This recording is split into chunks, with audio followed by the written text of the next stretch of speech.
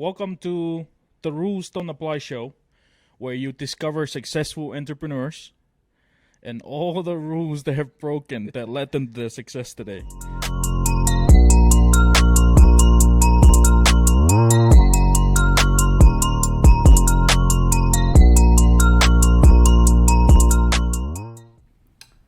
Well, welcome everyone. I'm so excited to introduce my friend Albert Archuleta.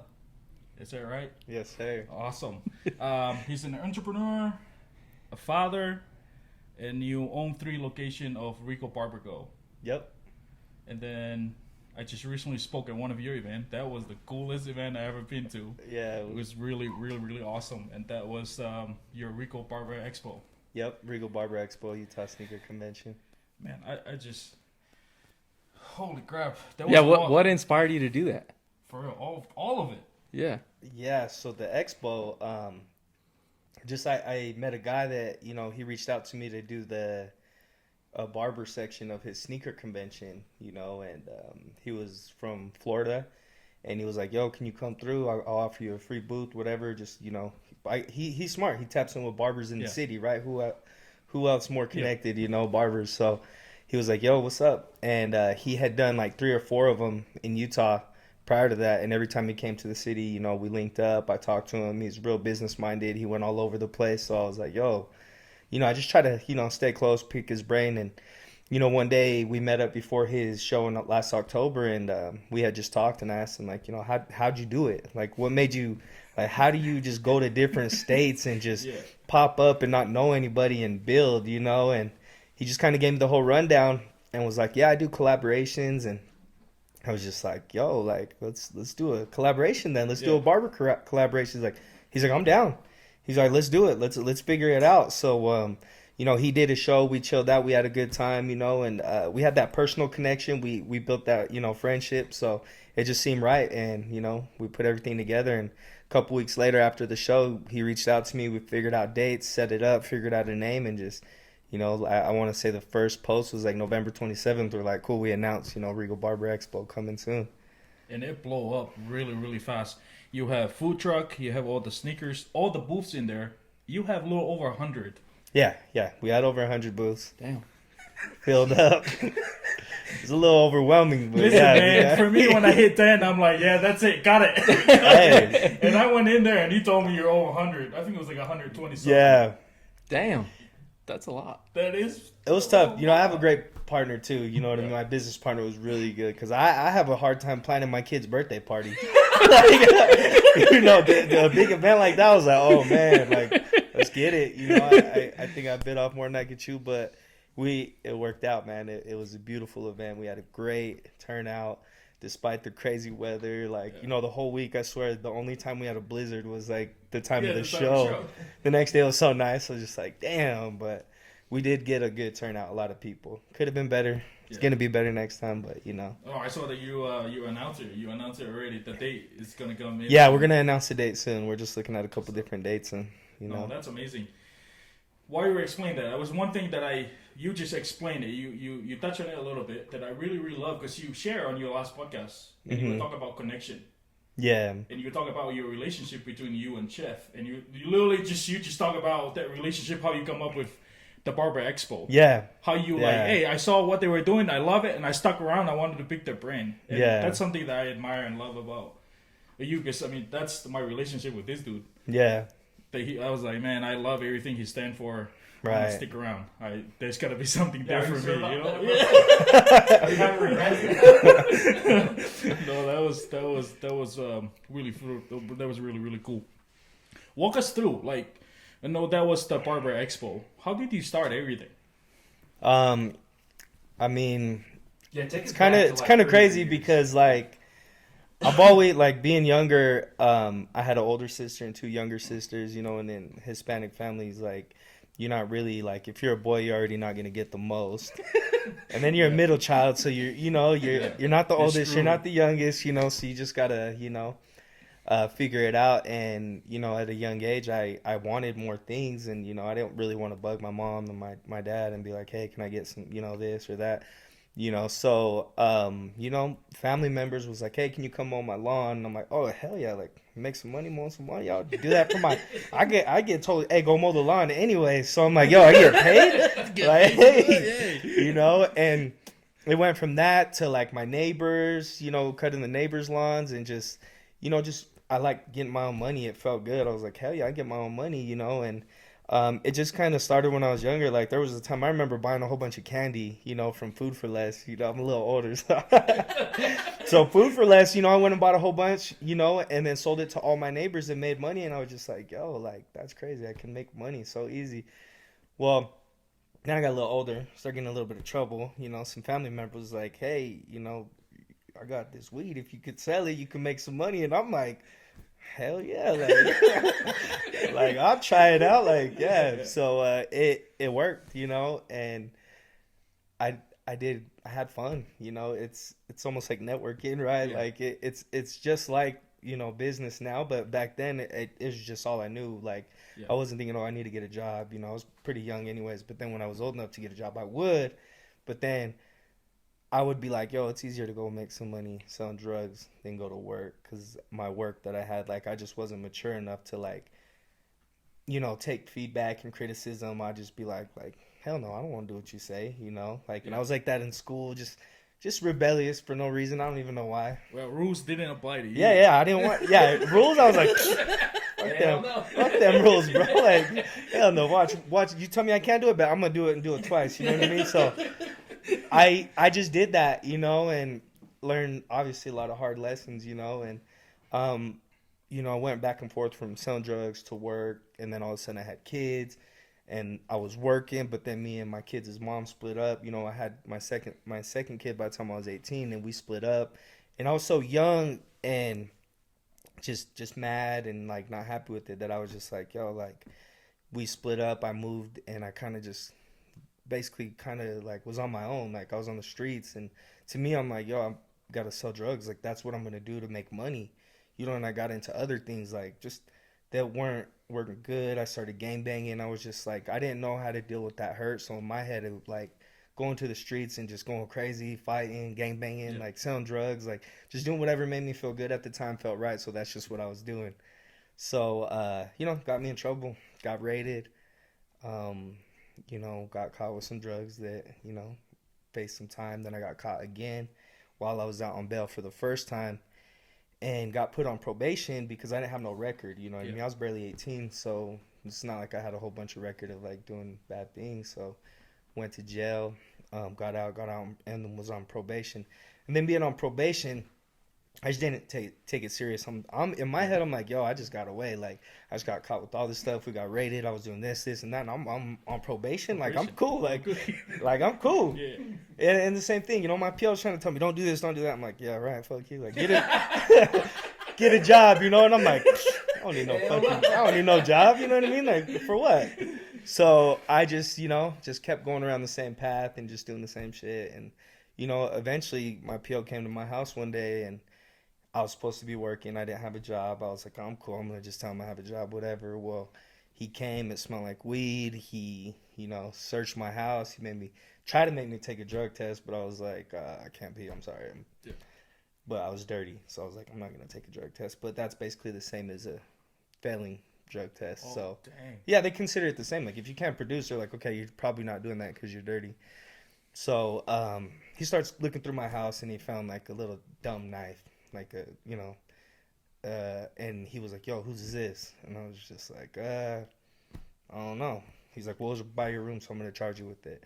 So I'm like, all right, cool. So that's crazy. Basically, he just put me in handcuffs. My son was right there. He's like 2 years old, bro. He's over there. Like, he wanted to get put in handcuffs too because he just didn't know what was going on. You know what I mean? And I was just like, damn. So we had to call his mom to come pick him up. They took me to jail. From jail, I sat there for a couple months, went to court. They're like, hey, I remember being in the holding cell going to court, and I was thinking in my head, like, hell yeah, I'm about to get out. Like, this is my first probation violation, my first charges. I'm good.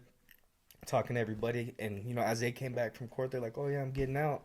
And then it was my turn and this other old man's turn. And they sent me up there. And I go and I talk to my public defender because I didn't have no money to, get a lawyer. And she was like, yeah, they're recommending prison time. I'm like, what? For what? And I didn't take it serious. Like, I was like, yeah, right.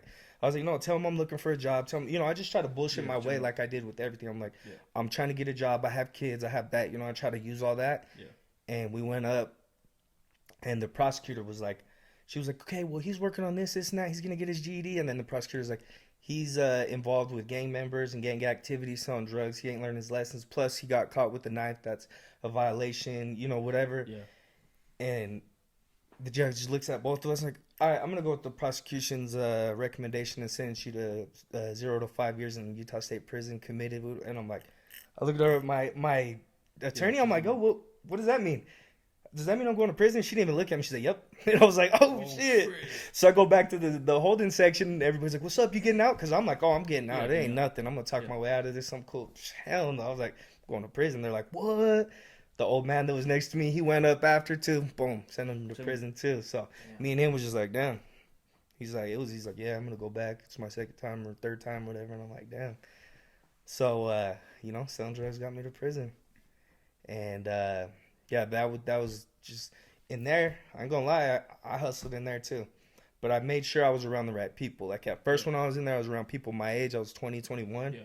Man, the 21-year-olds, man, they're ready to fight. They're ready to gangbang. They're in there ready to get active, And I'm like, damn, I had to think about it. I got kids, right? Like normally I would be like, yeah, let's do that. But I'm like hurting because I'm like, damn, my kids are without a dad right now because I was being dumb. And I thought I could talk my way out of it. So it was like a reality check for me. I'm like, damn, like, this shit's real. So from there, I had to make the decision, bro. It was just tough, I went through another heartbreak in there. I was with the girl before I got locked up. But while I was locked up, we were talking every day. I got super close to her. Like, it's a different connection when you're locked up because you can't get into, you can't talk, you can't hug each other. You're literally on the phone. You're writing letters. You're sending pictures. You get it real close. So she had just disappeared, and I was just like, dude, I didn't hear a lot from my mom at the time, my family, my kids. I was super lonely.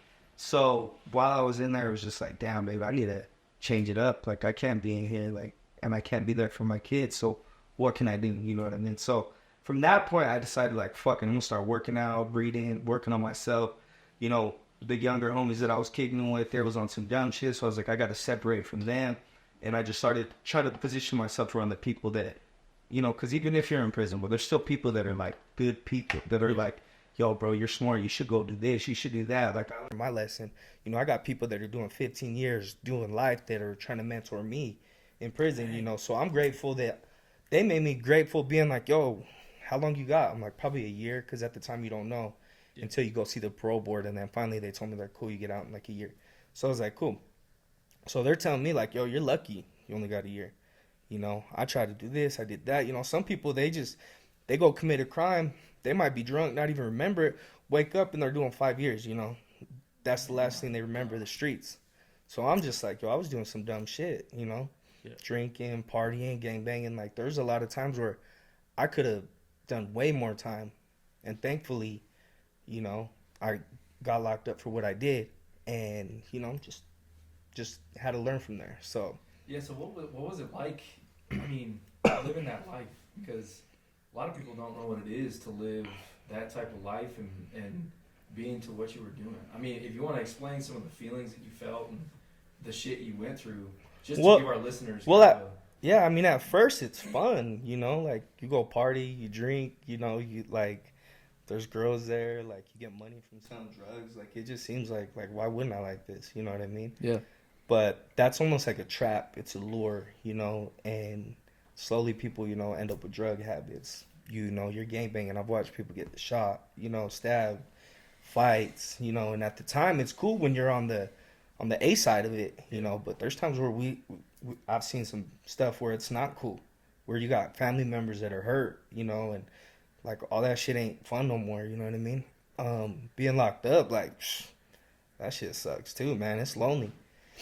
You don't get to choose who your cellie is. Well, sometimes you do once you get in there later, but you don't get to choose where you're going to be, who you're going to be around. There's times where, when you're gangbang, you might end up in a section and there's literally no allies, no friends, no nothing but enemies, and then the way that some gangs are, you can't just be a bitch and be like, hey, don't gangbang. Like, you have to. Because your own people will get you if you try not to. That's crazy as shit. You know, if your own people will be like, oh, you didn't represent. You want to act like, you know, this and that. Cool, we're going to beat your ass. You know, we're going to bounce you out. And the last thing you want to do is just be a coward in prison. You know what I mean? So, like, there's a lot at stake in there. So, but it's lonely. Like, when you first go in there, I was on 23-hour lockdown, you know, for like 3 months. And they don't give you extra food or nothing. You know, you got people selling trays. You know, hey, I'll sell you my lunch tray for, you know, some deodorant. Because they don't got family. You know what I mean? I'll sell you this. I'll do that. I'll draw for you. People got to figure out their hustles. You know what I mean? So, you know, that it gets tough in there, man. And you realize who your real homies and real friends are. Because those people you was just partying with, having a good time, that'll be drunk saying, man, I'll kill for you. I'll die for you. I'll ride for you. They ain't writing you. Yeah. They ain't putting no money on your books. They're doing what they're doing. They're doing the same thing you was doing. You know what I mean? Same time, I wasn't writing my homies when I was out there partying. I wasn't doing that. I try to be a good friend now, and I reach out to my friends that are locked up and, you know, be a person they could talk to and give good advice to. But at the time, you know, it's very few and far in between. You touch on something because you were talking about, like, separating yourself in there. Yeah. And because when you were talking about that, I'm like imagining myself in here, like just in like outside. No, I'm not talking about like being inside the cell, right? On the outside, it's hard to be able to separate yourself from people, right? But I imagine being you in that environment, like how do you do that? Like, how do you separate yourself in there? And kind of like how you were like talking about everything. I'm just sitting here. Man, it takes a lot of courage to be able to step away. Yeah, I mean it's tough, but at the same time, you know, when you're looking for the right people and you want to be around the right, you know, people, you'll find them. You know, the people will be there. It's just like out here, you know what I mean? You got family members, you might have to be like, yo, I gotta fall back from you a little bit, you know. And same thing in there. There's people, cells. You just gotta find the right people, man. I went and talked at the juvenile prison, you know, Decker Lake, not too long ago, and you know, it's a small section, and I was grateful to be able to go talk to them and tell them the same thing. Like, yo, you guys got to be around the right people. Don't entertain gossip. You know what I mean? You got to be that example and attract people to that. You know, you could be a leader or a follower, but, you know, at least choose what you're going to try to lead or follow into, because, you know, sometimes it's just negativity, gossip, just hearing a little bit will just make everybody want to do it. So it's like, you know, it's just no different from out here in there. Different circumstances, different environment, but I mean, there's the same in barbershops. You know, there's times where, like, I'll walk in the shop and I'll just hear negativity, complaining, and it's just like, fuck. You know, I'll pick out somebody that looks like a leader and be like, yo, bro, try to be in the right mindset, the right state, not feed into that. Like, be a leader. Yeah. You know, because it's easier to complain. You know, it's easy to just find things you don't like or, you know, whatever. Yeah. It's hard to be like, yo, bro, like, stop talking about it. I don't want to hear that. You know, it's a little harder to do that, but if you're leading by example, it's, you know, it starts to get easier. Yeah, so what was it like when you were in prison? You started getting onto different stuff, trying to, I mean, for me, I say up your education, you know, because, like being able to feel like you can make a difference where you're at. I mean, that's what I try to do. You know, I just try to make a difference wherever I'm at. Right. And so going from there, how did you get out and then choose to do what you did? And then just like kind of, I mean, from what I hear, it seems like you just shot up from there, you know? So what was that? Getting out, it was still hard. I still had the same family, same friends, you know, same people around me. So I had to more or less put myself and just learn by myself, you know. Like in prison, I was like, yo, what was I doing? Working out, reading books, you know. That helped me get through my time. So same thing when I got out. But when I got out, it wasn't that easy. You know, I didn't start cutting hair right away. I got out and I got a construction job. You know, I got a warehouse job. I had a time where I was working at a warehouse job, and it was cool. I worked with friends, but like at the end of the day, it was just a real shitty environment. And, you know, I wasn't happy. You know, I caught myself drinking a lot. And, you know, when I got off work, it's just because I was unhappy. You know, I wasn't making a lot of money. I wasn't able to provide for my family like I wanted to. So, you know, there was a time where I just had, you know, even while I was working there, you know, like things would piss me off, bro. And like, I remember getting in a fight with one of my coworkers. Like, I got so mad at him. I was like, come here, let's go in the bathroom, let's talk. Went in there and I just punched him, bro. And he looked at me so like sad, bro. And I was like, damn, shit. I'm a bully. Like, I'm an asshole. Like, I swear he wanted to fight, you know, until we fought. And then he was like, yo. And I was just like, I felt bad, you know. I was just like, man, I got to change, like, the way I'm looking at things and the way I deal with things and react and not project on people just because I'm having a shitty day. Don't mean that, you know what I mean? Like, I was probably a pain in the ass to deal with. You know what I mean? Like hell no, you can't tell me nothing. You know, I still didn't want to tell me shit. Yeah. So, just going from there, it was tough. Like, I worked at jobs that I was unhappy with for years, you know what I mean? Until, you know, thankfully one day, like, my mentor, my old barber, Jody, you know, Jody Joe, he's a beast. He's good at what he does. I'd go to him. He's my first barber where I was like, damn, this dude gets down, razor fades and all that. And he was a great mentor towards me. He was one of my only friends that held it down while I was in prison, sent me pictures, wrote me, you know, and was there for me. So, you know, thankfully for him, man, like, I got laid off from a job that I was making pretty good money at, and he was like, yo, you should start cutting hair. And, you know, at that point, I was just like, all right, like, I don't know what you see in me. Like, I can't cut hair, you know what I mean? Like, I don't know how to cut hair, but he said I'd be a great barber, you know. And now that I look back, I'm like, oh, it's because of the relationships, like talking to people, being able to kind of connect with people. So I see what he was meaning back then. Yeah. But at the time, I was just like, no. So, you know, going through that and, you know, starting school because of what he told me, I started school, and right away there was a class from my instructor that was talking about money. You know, and shit, I like selling drugs because quick money, you know what I mean? So he's over there breaking it down. He was like, yo, $20 and, you know, $20 haircuts, 20 minutes per haircut, $1 a minute. And I'm like, holy shit, that's $60 an hour plus tips. Like, I was like, yo, that's crazy. You know, I didn't know. Obviously, you got to build clientele and all that, but I just seen the vision. I was like, damn, that's a good opportunity to make some money. And, like, at that time, I wasn't convinced, but as soon as I heard that, I was like, yo, that's it. Like, I'm going to be able to make some good money. So, no, cool. I love how you explained it, because you were talking about when it breaking down the whole money situation, you didn't, like, just send it and get stuck with, like, I have to build a clientele to be able to make the money. You overseen that. I was like, no, I'm going straight right into what he's talking about. The $1 a minute, making $60 plus tip, that's a lot of money. That is crazy, because I didn't know that. I thought that when you were in jail, that's where you learn how to cut hair. Yeah, but holy crap, man. I did a couple of haircuts in there because somebody asked me, but it wasn't something that I was like, hell yeah, I'm doing this. I was like, hell no. I did it and was like, I don't like it. Like, I did it and I was like, I did not like it. I don't even know how to make it fade. You know what I mean? Like, we had to do, like, you get razors, you break the top off. They got 2 holes where it goes, and then you put the comb in there, and then you have to, like, fade it like that.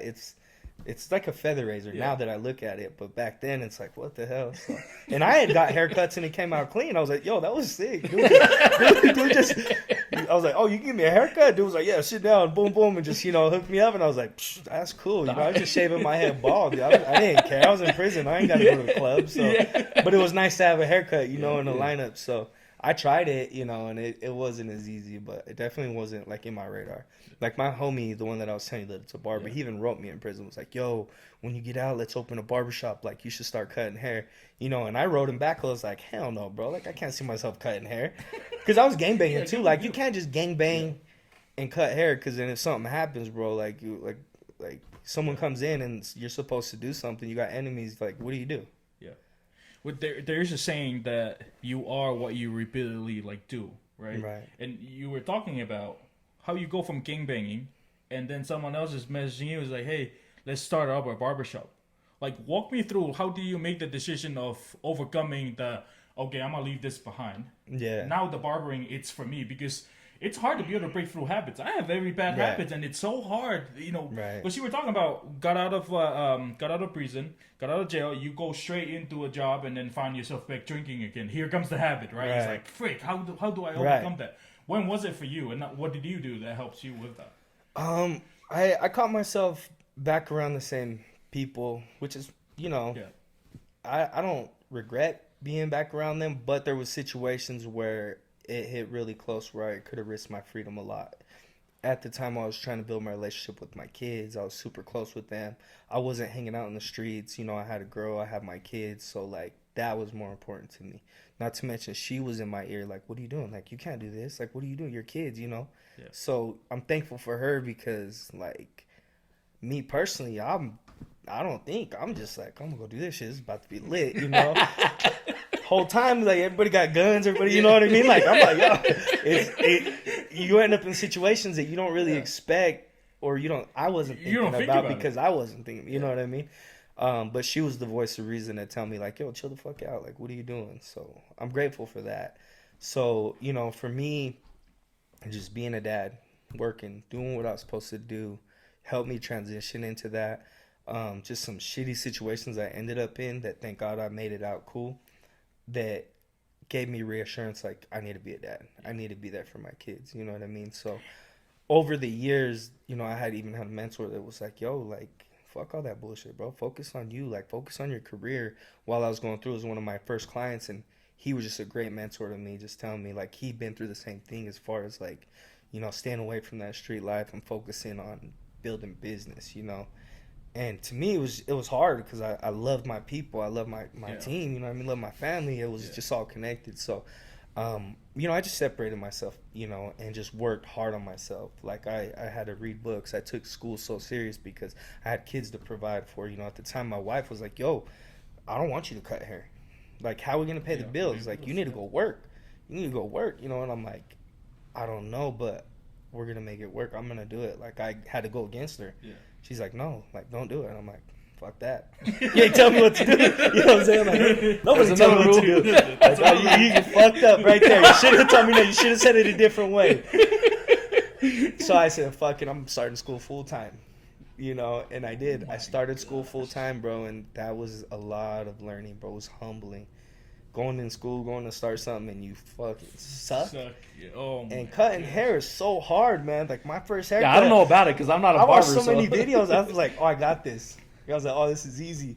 I watched so many videos. Some dude came in. He was a little street. I was like, hell yeah, man. What's up, bro? Like, I started cutting his hair. We had a good conversation. I did it, and it was so bad. The taper was to his brain, bro. I was like, oh, my God. And I just started sweating, and I was just cutting the same spot, and I was just like, what do? I call my instructor. He's like, oh, yeah, you went really high right there. There's nothing we can do about it. Just let it grow out. Yeah, you can't do nothing. The dude's looking at me like, what the fuck, bro? And it was hella cool, man. He got hella quiet, bro. Cleaned him up. I was like, I'm so sorry, man. I don't know what to tell you. You know, you $5 cut, so you really can't tell him. Like, it's like, hey, man, it's $5. I think about it. If I think about being a barber, I'm like, dude, I don't know if I could screw someone's hair up and then be like, all right, I don't know what to do. Sorry. What? And it happens. It's humbling. Like, you know, there's times humbling. Still I mess up. You know, I'll go to straight razor somebody and I'll cut their face and I'm just like, dude, I'm so sorry. There's nothing you can do. And I mean, it don't matter how many, like, I mean, even however, it's like you can be in the game for a long time. And you still can make those. Oh, yeah, 100%. 100%. I remember probably like 2 months ago. I have a dude. It's a very long lost friend that I met him like years ago, and he finally like decided that he's not gonna like do truck driving. Yeah. And he came in and I lined him up, and I got caught up in a conversation that I like hit him right here, and he was like, I literally, it was one of those things where the very first thought was, hey man, I messed up, bro. I just right there. There was no explanation that will be able to talk him out of it. No. It was just straight up telling him, I am sorry, man. I'm sorry. Because my very first haircut, it humbled me real fast because I got there and the fade on this side was higher than the other one. And, you know, like, because they do the little test thing and, you know, I did the cut. And I remember sitting there and all of a sudden they came in and called me back. And I was like, frick.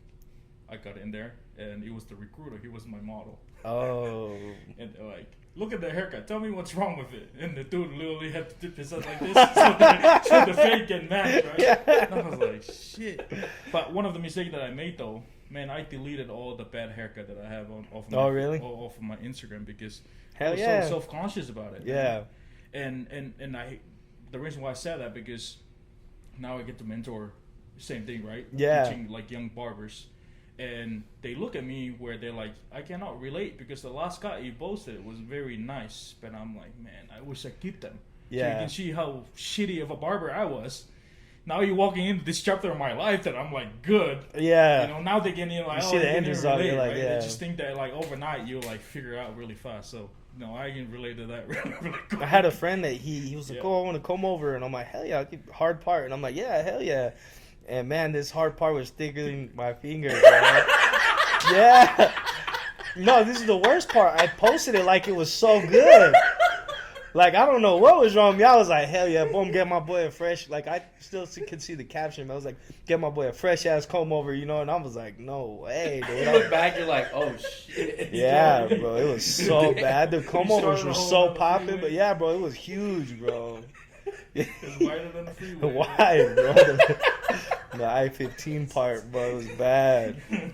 Yeah, I didn't know how important. I mean, it became really important as soon as I met him. Like, I had a barber I went to before him, and before that, I mean, I'm sorry to say this. Sports clips, great clips. Yeah, don't worry, we know. But you know what? That's the thing. I had one bad haircut at Sports Clips, and I was like, never again. So I started going to this barber, and it was great. But, like, I didn't realize how important it was to me to have somebody that I really connected with to cut my hair. You know? Because it's a conversation that, like, when he'll cut my hair, I mean, we talk about shit during that haircut. Like, it's just crazy the stuff that comes up. You know, it's so dope. And I mean, I envy you guys for that because y'all get to sit there and talk to people and connect with people. I mean, that's got to be such a cool thing to be able to connect with different people. Yeah, from like all walks of life. You know, anybody that comes in the shop, you just talk to them. So I think that's dope. What got you started your first shop ever?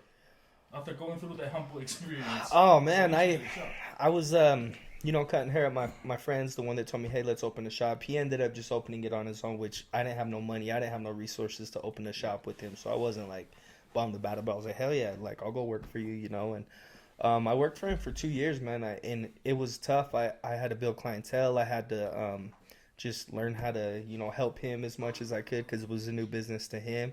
But I learned a lot because I treated it like my own, you know. I was cleaning, sweeping, greeting people, answer the phone. I was doing everything just because that was my boy. That was like my brother. He is my brother, you know. So I was just looking out for him as much as possible. So I learned a lot, and I just got to a point where I had so many ideas. I was so passionate about doing it, and there was times where I tell him, and he's like, and I was like, why not? Like, let's do it. Yeah.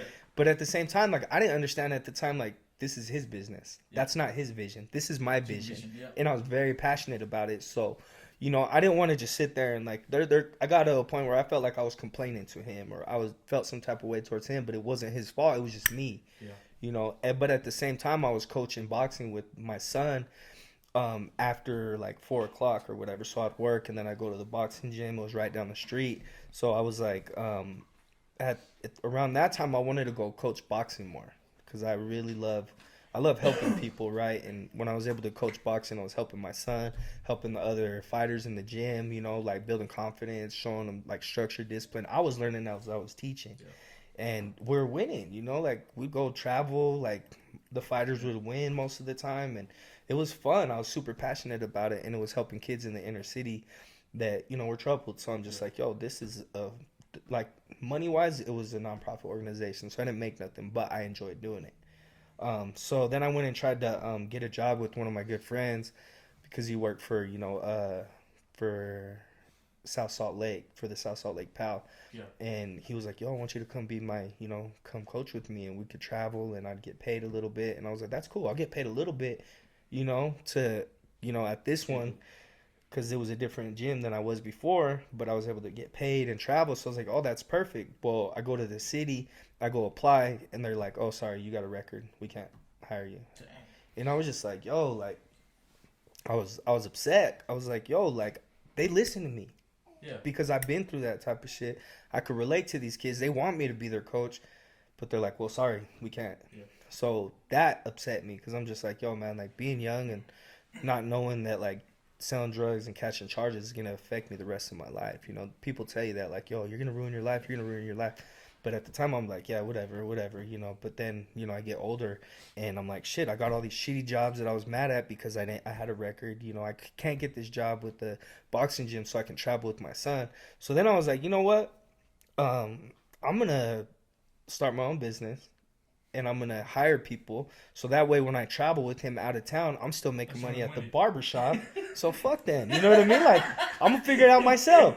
So I did, you know, I started looking, you know, and, you know, found a spot. I drove past 45th South in Murray, and it was just a big banner saying now available with the number. And I like look over, I was like, 801, you know, I just memorized it, typed it in while I was driving, called him, got a hold of the owner. Usually it's property managers. Yeah. For some reason, the owner put his number. Wow. And he was like, yo, I've been waiting. Like, I want a barbershop to be there. Like, it's such a great idea because there's a tattoo shop there, a sandwich shop.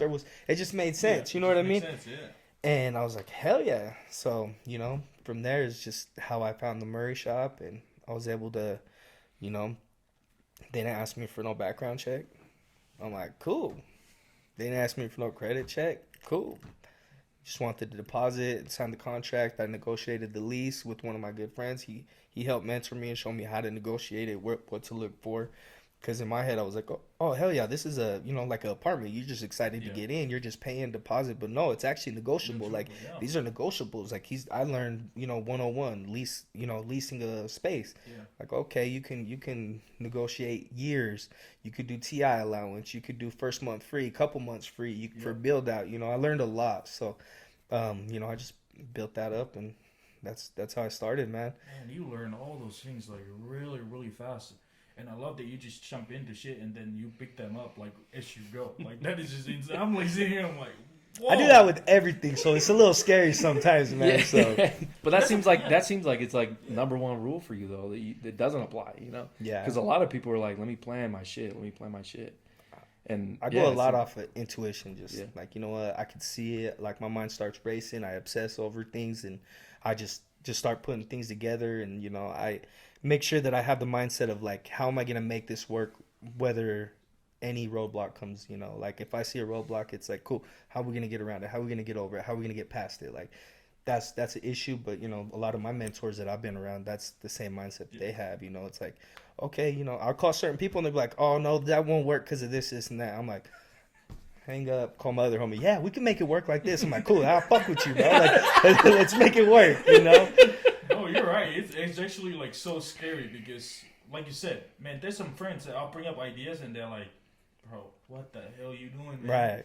And then you find those mentors and you tell them and you're like, hell yeah, let's do it tonight. I'm like, whoa, yeah. Relax, I like that, man. Hold on.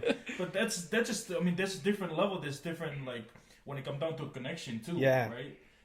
I have some friends that they're just friends, but when it comes down to like business, I have to find those people that've been in it, that already walked the path. I want to go back to you coaching boxing because that's probably one of my favorite part about your story. And what I love about you is that you saw the problem. And most people, they just go straight and then hiring people to go coach. It's like, hey, coach my son. And I was listening to your podcast. I was waiting for you to say, oh yeah, my son lost his first 2 fights, and then I decided I was gonna hire a mentor to do it. And I'm hearing your story, and I'm like, wait, he's not saying this. He actually found a dude that actually coached him, and you went in and you did that. You came in, you coached your son, went on like a 11 straight streak win. And I'm sitting here, I'm like, how the hell did you do that, dude? Go in there knowing that how boxing is. So my older brother, he's a boxer. Oh, nice. And I see that dude like, every single time he's like, yeah, you want to go for a jog? I'm like, hell no, I'm not going for a jog. Like, no, I'm not doing that, man. Yeah. And to be able to see, like, physically, right, the training, how intense it is and stuff. And you look at him like, yeah, sign me up. Yeah, train me. Yeah. And you turn around, like, walk me through. What was that? This is what I love about you, because your whole mindset, you go through what you went through, you come out and you see the world a whole different perspective. Well, it started like we got, my stepson into boxing because he just had so much rage, so much anger, like when I first got with my ex, like I'd be messing around with him and like he'd get so mad, and like one time he punched me, right? And I was like, damn little homie, like he just punched me hard. I was like, that's what's up.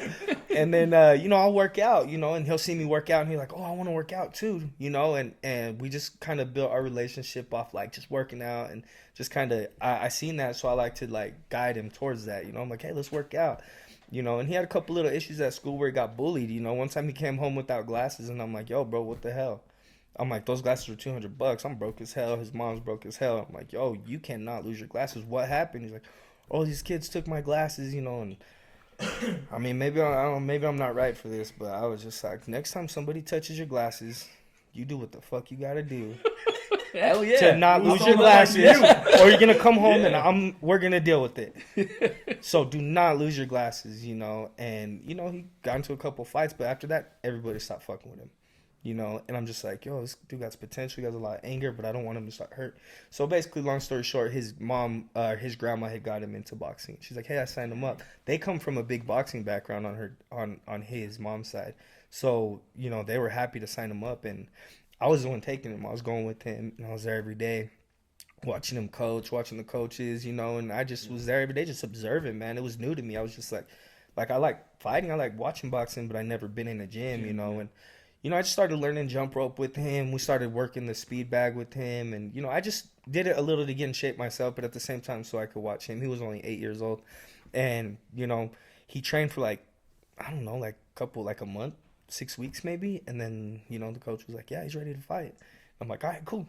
Gets in there, gets his ass beat. He's like, yo, that kid was good, man. Like that kid was way more experienced. He must have been training for a long time. I'm like, all right, cool. And in my head, I'm like, yo, this kid's so tough. Like, he's a beast. There's no way he's going to go down like that. So one of the other coaches saw him get beat up, was like, hey, man, I saw what happened to your son. I got this fighter. He's not that good. He might be a better match for your son, whatever. He's like, your son might win. And I was like, hell yeah, let's do this. Fuck it, free win, Like, in my head, hell no, bro. We went out to Idaho, bro, and got his ass whooped, bro. Like, they stopped the fight. They're like, hey, are you all right? Your nose is bleeding. And he just kept fighting, bro. He had heart. Oh, my That's cool. God. And he just kept going, bro. He didn't back down. He just kept doing it. He got there, got tore up, bro. Got ting, ting, ting, ting, ting. And, bro, I felt so bad. I was like, oh, my God, bro. I felt like I got beat up. I was like, man, I want to beat up his dad. Like, fuck that. Like, you know what I mean? Like, you want to watch your kids get beat up, bro. It's bad. So. That's going to be Nafe's ass. Yeah. Your slapping streak's going to go away, bro. I'm telling you, right? You feel me then, right? Like, nobody want to watch their kid get beat. So then that's where I was just like, I took it just as hard as him, man. He was sad. I was like, damn, poor kid. So, I went back to the gym and I found a trainer and I was like, hey, bro, I'm going to pay you to train me so I can help train my son better. And, that's what we did, And it wasn't just me doing that. It was just, we didn't leave because his whole family, his mom, everybody was like, no, that's not his sport. He's not good at it. I was like, no, don't let him don't let him go down like that. Like, don't do him that. Like, he'll remember that for the rest of his life. His boxing career is he got his ass whooped twice, and then you told him it's okay, son, quit. No, I'm like, fuck that. Like, I'm not letting that happen. Like, no, let's get back in there. Let's train harder. Let's not fight you right away. And, thank God, bro, like, I got the training from the guy, and then another coach came along, bro, and started volunteering over there, and it was a beast. He had, like, 250 amateur fights. He was Cuban. Dang. He was a beast, bro. And he's like, all right, man, we're going to do this. We're going to do that. And he just had a really intense training, program. And I worked alongside with him, learning from him as well. And bro, we turned that whole gym from a losing gym. Like, people would go to that gym and they're like, oh, they would fight at the fights and be like, oh, we're going to win. That's State Street, like, that's easy. No, and at that point, bro, we became a factor. Like, everybody that was training with us was winning, bro. We had, like, my son, like I said, won 11 in a row after that first, that loss, man. And it just took off from there. So it was tough, man. Like, I took those losses personal. I was like, fuck that. And I had to do something about it. And, I learned so much just in that grind, bro. Like, I learned to coach other kids and, just be a mentor, which ultimately helped me be a better owner and leader in what I do right now. So I'm grateful for all that experience. Yeah, because there's something that I learned is that the only credibility that you have as a leader is that you produce yourself. And for you jumping in there, like, doing the workout, all that stuff. I mean, and it was cool because most of the boxer that I seen is their dad training them. Yeah. And because there's a level there's a of lot understanding, of great boxers, right? Yeah. Like you said, it's like, oh yeah, this dude is getting angry and all that stuff. You understand him more than anybody in there, right? And I think a lot of time they hear your voice like despite of all the chaos of all the noises in there, they still can hear what you're gonna tell them. But man, I want to bring that up because when I heard that story, I'm like, holy crap! But it's also like it speaks volumes about you as a dad, as a father, and the things that, man, like when you were talking about, like, you know, got taken away, and then your son is 2 years old. Yeah, I have a 2-year-old. And when we were talking about it, man, I was sitting there. I was like, man, dude, I got out of prison, and my son didn't recognize me. Damn. He's like, looks at me. I'm like, what's up, boy? I'm your dad. Like, what's up? Like, but it hurt. Like, it was sad, man. I'm like, man, you can't expect them 2 to 3 years old, bro. Like, they're just so young, bro. They're just, you know. So it's tough, man. Yes, man. That's just insane. Yeah, I couldn't imagine that. That's crazy. It's like, recently it's been hard for me to even imagine me not being able to be there for my daughters, because I got 2 daughters. Yeah. And being there for them and doing everything I can for them, that's what I try to do. And it's just like, I can't imagine not being able to be there for them. Right. And you're not, I mean, it's like you're there, but you're not, you know? And then you come home and I can imagine that. It's a sick feeling, bro, when you get pictures and you see them, you remember, and then you're like, yo, 6 months later, and you're like, damn, my baby looks huge, you know, and you're missing so many milestones in like that little age, you know. It's, you know, that's yeah, because looking back on photos of my daughter, I'm like, damn, she's grown so fast. She's walking around talking all the time, and I'm just like, what the heck? Time just flies, you know. So how was that for you, like being a dad? How much did that influence you to just be a better person, like go out and do what you could to provide for your family? I mean, that's my main driving force. That's, you know, like my kids are my reason why. So you know, being away from them sucked, but you know, they're young. You know, if they look back at it, they're like, okay, my dad was in prison, but now he owns a business. Now he does this. Now he does something to be proud of. You know what I mean? It's a great comeback story. Right. So it sucks in the moment, in the time, but I wasn't even right in my head. Like, I wasn't in the right space. So, like, at the same time, like, what good of a dad would I have been in that mindset? You know, like, I had to learn all that. Like, I had to learn to go through things the hard way, because in my head, like, I'm like, fuck that, I'm not doing that. You tell me this, I ain't doing it. You know, like, Hell no, yeah. I was in that mindset for so long that it just, I had to break all those and just kind of I broke down and had to rebuild, you know, and it's good for my kids, for myself, you know. Yeah, that's important. I feel like that's super important for any entrepreneur trying to get started, is like, if you're trying to go do shit, like, you got to have that why. If you don't have that why, it's like you're not going to get your ass up in the morning and go get the money, because that's what you need, you know. Right. Yeah, so in the first snowstorm on your parade, you're like, yeah, I'm not doing this, and that's what it's like. I mean, running your own business. It's similar to the boxing, you know what I mean? Like my son boxing, you know, let him lose his first couple fights. You know, we could throw in the towel, or we could just get better.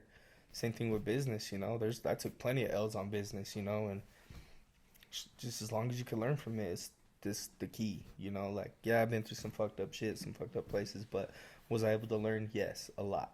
You know, I got a lot of wisdom, you know, because I done what I did everything I wasn't supposed to do for so long. So is it crazy as hell to look back and see who you were and then now who you are today? I drove past the prison on the way here, and I'm just like, damn, I used to be there, and it's all tore up. And I'm just like, I'm gonna be like an older dude, like, yeah, I went to the old prison back in there, you know. I'm getting old, you know what I mean? Some people are like, yeah, I've been to the new prison, and they never been to the old one. So it's you know, it's something to look back at and be like, damn, to be incarcerated and then to be a business owner is a blessing, all within the same decade. You know what I mean? Yeah, I mean, because you literally, like, you rewrote that whole story of yours beautifully, like with everything that you're doing right now, from doing the shop, and it's not just one shop. I mean, right now I own one location. Yeah. And every single time I look and you're owning 3, I'm like, I don't even know how the hell. I don't know what he's on right now, but he's like running 3 because how the stressful, you know, like it is stress, like running a business. And now you have 3 locations. You have one in Mary, West Valley, and then you have one over here in Orem, Utah County. And then I know that you did that barber talk over there at Delta Center, yeah, with with the jazz. Did you I think you were talking about an event that you were talking about on your last podcast. Oh, the university. Yeah. University. Yeah. We're actually doing that Monday. Oh, that's really cool. But it's cool though, because it kind of goes back to what you were talking about when you went to a barber. You're like, yo, I could build this relationship. That's what we're doing on Monday, and it's just just a resource to go to the university, talk to the students, connect with them, let them know that a barber is a resource to you guys, like somebody you can open up to, somebody you could talk to, somebody in the community that somebody to talk to. Because for men, it's hard to find somebody to talk to and be vulnerable and open up to about certain issues. So so what's that look like for you nowadays? I mean, you opening up, that's a hard ass thing to do as a man in society today. Like, how is it for you and being able to be that example for your kids to like, hey, it's okay, like talk to people what you're feeling? It's easy to tell people to do that, but kind of teach them and show them. A couple of my kids are older, they're 17 and 16, so just trying to be there for them as much as I can is really all I can do, and hopefully they find the right people and align to that. And we moved to Harriman because it's a nicer neighborhood, and I'm just like, hopefully you find some rich friends and build some experiences, and have that. So they're great kids, they're doing great with their grades and stuff like that. So they work, they're responsible. So in my head, I'm like, yeah, they're doing it. I'm proud of them, and they're responsible kids. Like my daughter, she bought her car, and that's cool. I never got nothing. She's a baller, bro. Yeah, I've seen all your videos about her like playing basketball. I'm like, dude, she started playing basketball when she was 5, and she'd get that serious face. Yeah, she didn't care if she was with boys or not, bro. She was running them over if she had all to. I seen is her sinking threes, and I'm like, oh man, she loves Curry. She loves Curry. She's a baller. She loves it. She loves ball. So. That's really awesome. So you run that expo. So you do barbershop, you run an expo. What's next for you? Just kind of tighten up everything I got going on before I try to expand too much. We're definitely going to do some more expos this year. Yeah. That's fun. I love it. I love networking. I love meeting new people. I love building relationships. The expo's fire because I get to network with different business owners and, build those relationships and expand my network. So I'm going to do that. My shops, I feel like, I'm 8 years in, but I feel like there's so much more I could do. Like I want to do more coaching. I want to do, build more systems and, make it run smoother. Like I want everybody to be making the 100K, you know what I mean? So to me, like I really don't want to spread myself super thin. I want to really concentrate on that. And then, after that, maybe, open more barbershops, but have business partners as far as like my barbers and stuff like that. Yeah. And give other people opportunities for me to mentor them and coach them. You know what I mean? So that to me, I feel like would be real good. I really love about your expo because she changes how people look at expo. Because, you go into every freaking expo in every single city, and it's the same shit every single time. Yeah. And I literally, I'm not... Because when I went to yours, I learned so many things in there. It was different type of vendors. Because, when I go into expo, it's just... I'm going there, I'm like, I'm just going to buy my tools and I'm heading out. Yeah. Right? But when I went to yours, I'm like, man, there's so many people from different backgrounds. Your education was different.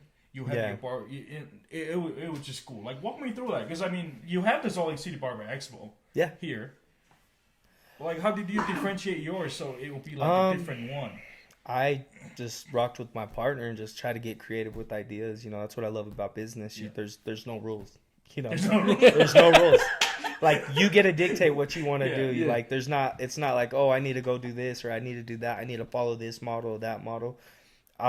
I'm the same way in business, right? Like, when I do my business, I don't look at every other barbershop and say, what are they doing? I need to do what they're doing. I'm kind of like, I'm going to do what I do. I'm going to focus on what I got to focus on. I'm going to build what my vision is. And that's the same thing I did with the Expo. I was like, you know what? I'm going to just do it a little different, put a little spin to it. I like to have fun. I went out with my boy to Orlando. We checked out his sneaker convention in Orlando, just got ideas. He just, I'm grateful for that relationship with him because he can kind of take me through different places and show me and give me different perspective.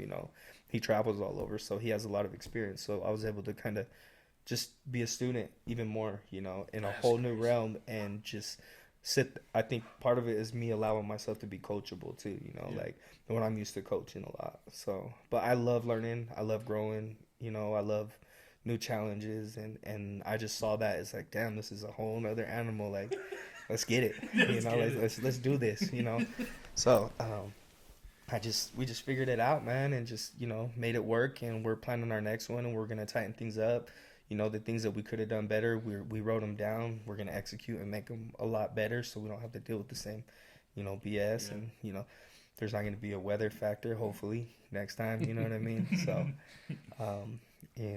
just go from there, man. But yeah. What does execution look like for you? Because you talk about we saw these things we didn't do, and we want to be better at them, and wrote those things down. What does execution look like for you, and how does that work?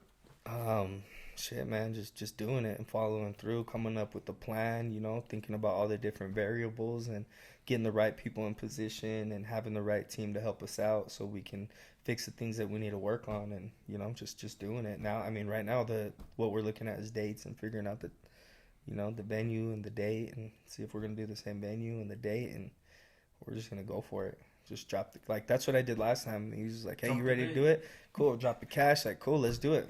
Let's invest. So. That's what's up. I love that. I love that because there's a lot of people out there that it's hard for me to plan. I like to plan something. For some reason, I get in my head too much, and I'm like, oh shit, can I do this? Can I do this? And I'm like, But then I learned from this dude. This dude just shoot from the hip. He can do whatever.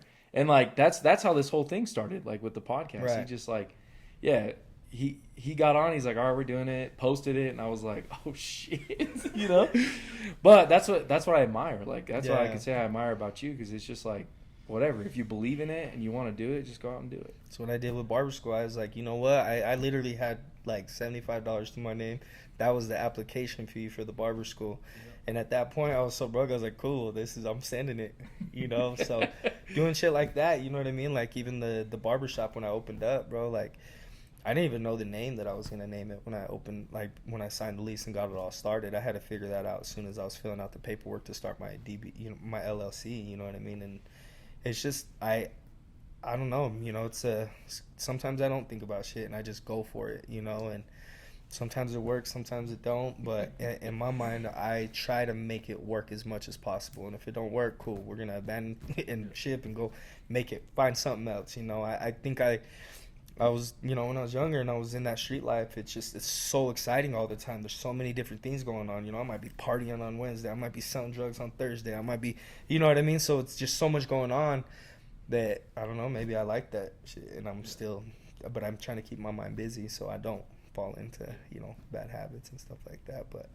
no, it's awesome how you utilize a lot of things that you learn. I mean, even the mistake that you make earlier on, you turn those mistakes to learning, right? And you're like, oh, that wasn't a mistake, it was training me, because I mean, you use a lot of things on running your business, doing all the things, cooperate with a lot of people, doing, different, and it's amazed me to be able to see that. And in the hair industry, and I'm just gonna be honest, I don't mess around with a lot of barbers, but every time I see you and your stuff, I'm like, man, Albert, he's a shooter, man. You just shoot your shot, and it amazes me, because I'm like, that's what I do, and this guy just get it. This dude is already get it, and I don't care what other people are doing.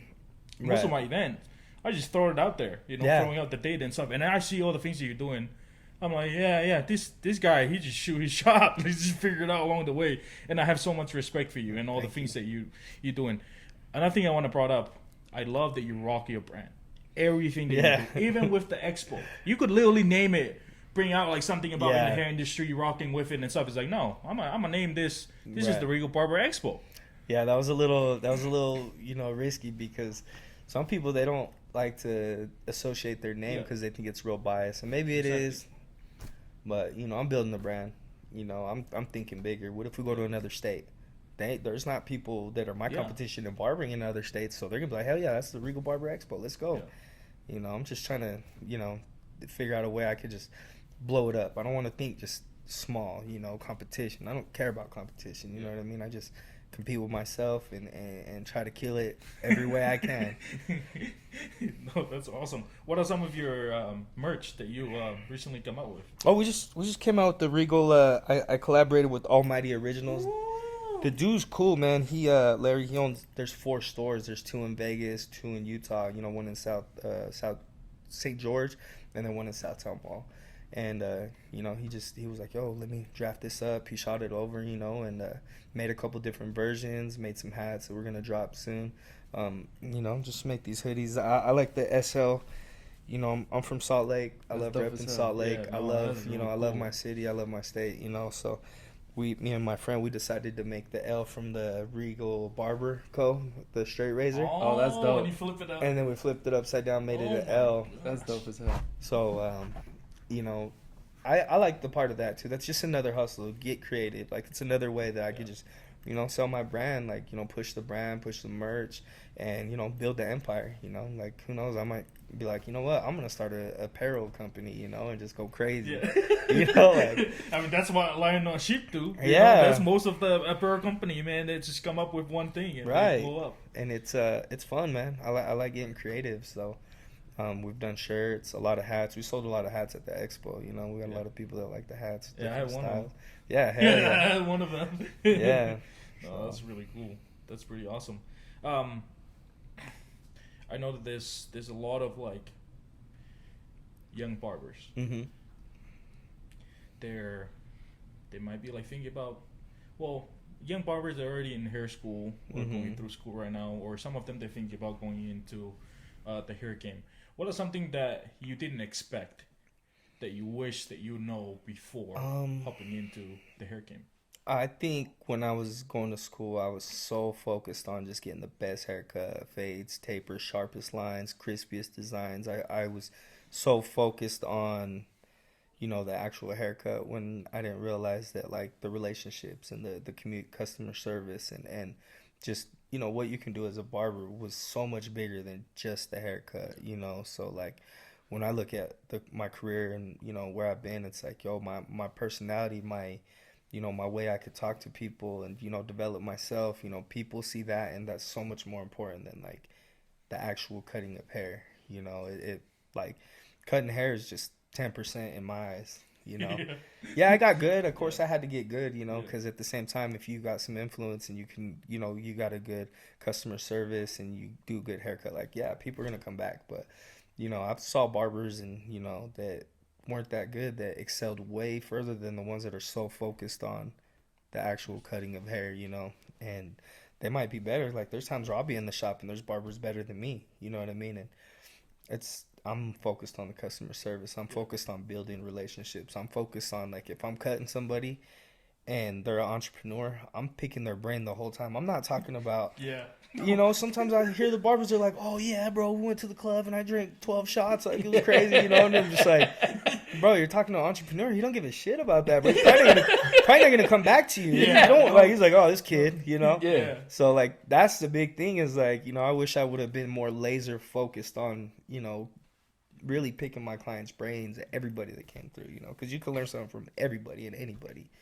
So, you know. I really like that because the connection is important. I didn't realize how important that was with business and, like, customer service. And right. I think that's one thing that will set your business or anybody else trying to start a business, their business apart from anybody else. It's like the customer service and caring about the person. Right. And having that connection with them. We get money, but that's just a byproduct, you know, and if you're focused on the relationship and building that and adding value to each other, like, money will come. Yeah. I've watched barbers that are so focused on the detail of the haircut, their customer service is ass and they don't ever go back. But I'm like, yo, bro, you're focused on the wrong thing. Wrong thing. That person don't give a shit about the haircut. You know what I mean? Yeah. Grows back in a week, 2 weeks. So for real. Yeah, because I seen that a lot too, and a lot of people, they don't pay attention about, like, people's time. Right. You know, because I was like, man, I know that you want to deliver that crazy haircut, but I'm like, ask him, because this dude just only here for 30 minutes, man. He only had 30 minutes. It's a 30-minute lunch. Yeah, you got to see those cues where they're, like, looking at, they're not talking to you. You got to read the body room, language, everything, man. It's hard, man. Some of these youngsters they're so young they don't even think about it, you know. So that was the biggest lesson that I learned, you know, running the business, because I learned it. I mean, Google. I figure out that Google, they're in like, for them, they're in the people business, and that's why they were super successful. And you were talking about everything that you built, and you're all about the people business. It was never about like, oh yeah, it was a haircutting business. Yeah. I mean, you're not like the number one barbershop here in Utah for nothing. And I seen that, and I mean the billboard, every single thing that you accomplish. Yeah. While everybody's over here dominating who's gonna give the freshest lineup, right. You're over here like, no, I have the best people in the world. Right. Right. I have other people. I mean, there's people backing me up, and all the things that you're doing. And the and barbers, that, barbers that I have, know, they're great people. I can't complain about none of them, man. They're all hard workers. They, treat it like it's their shop. So that's one of the most important things too, is to have a good team around you. That you can get along with. Yeah, no, that's awesome. This is gonna be like the last question that we have for you. Okay. Is, what do you want the listener to? What do you want to leave the listener with? Just make it happen. Like you see roadblocks. If you're into being an entrepreneur, if you want to, grow yourself, just keep investing in yourself. Read books. Don't think like, oh, I don't have an education, I can't figure out how to run a business. Oh, I have a felony, I can't open a business. Oh, I have, my family's poor, I don't have nobody to help me. Like, that's all an excuse. Like we make it happen. We can have results. Like we can figure it out. Have that mindset of like, there you go, right here. Right here. Yeah, if I could do it, anybody could do it. You know what I'm saying? So, that's the biggest thing, man. Is learn how to, get over them roadblocks or see them as, obstacles to a greater path, of something bigger. So make it happen. Right? Make it happen. It is. Make it happen. Literally, that's it. Freaking make it happen.